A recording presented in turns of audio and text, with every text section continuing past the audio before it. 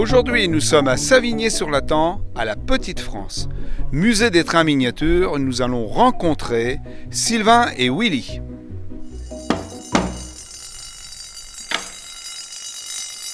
Bonjour. Bonjour Sylvain, merci de nous accueillir dans votre lieu. Enchanté de vous connaître, de vous voir. Donc ici, c'est un musée de trains miniatures. Il y a 2 bâtiments remplis de petits trains miniatures. Je fais donc marcher les réseaux les uns après les autres. Visite guidée commentée. Nous allons aller découvrir ensemble ce magnifique endroit. Merci. Eh bien, je vous ouvre la porte du bonheur.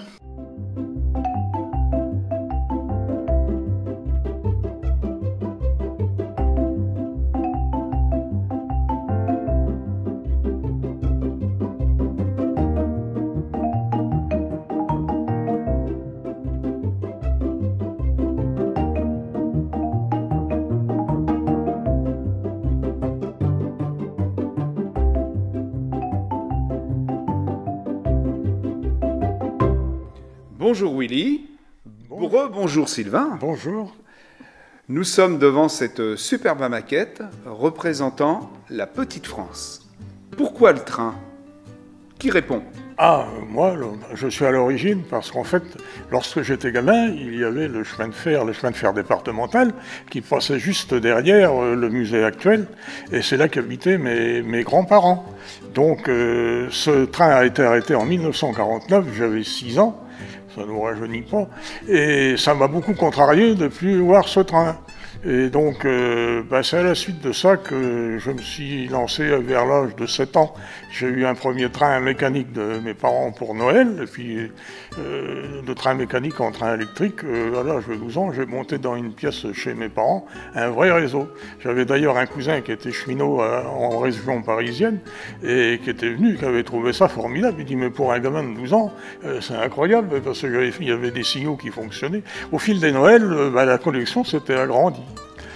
Et puis voilà, et puis je me suis marié, puis j'ai eu un fils. Alors là, on a changé d'échelle, parce que la mode était... Parce que moi, les trains, c'était des gros trains en tôle, ou un 43e, mais la mode était devenue au petit train, ou un 87e. Donc mon fils bébé, il a détruit pas mal de mes trains, des décors du 1,43e. Et donc on est passé au 87e, qui était plus fragile, mais il avait bien sûr grandi. Et puis voilà, et puis de fil en aiguille, j'avais un grand réseau chez moi, on avait une collection. On a eu la chance à l'époque qu'il y ait beaucoup de vides-greniers, c'était le début des vides-greniers, et il y avait des gens qui mettaient à vendre pour des sommes dérisoires des vrais petits trésors, surtout dans les trains anciens. Et c'est comme ça que la collection a commencé, en fait. Et puis, dans les années 80, on a eu l'occasion de faire une exposition dans un château à côté d'ici, qui a été ouvert seulement 2 ans, et donc il a fallu récupérer les maquettes, et j'ai pu disposer de cette pièce. Le 1er mai 1989, on a ouvert avec cette maquette de la Petite France, qui était un peu plus petite, mais faisait déjà 100 mètres carrés quand même. Ce musée, il est formidable, mais d'où proviennent toutes ces pièces? D'un peu partout. Donc au début, c'est une collection personnelle. Et puis après, ce sont des rachats en vide-grenier, en brocante, en bourse d'échange. Et il y a aussi des personnes qui de temps en temps viennent avec un carton. Des dons. Eh oui. On est des conservateurs, puis c'est du patrimoine.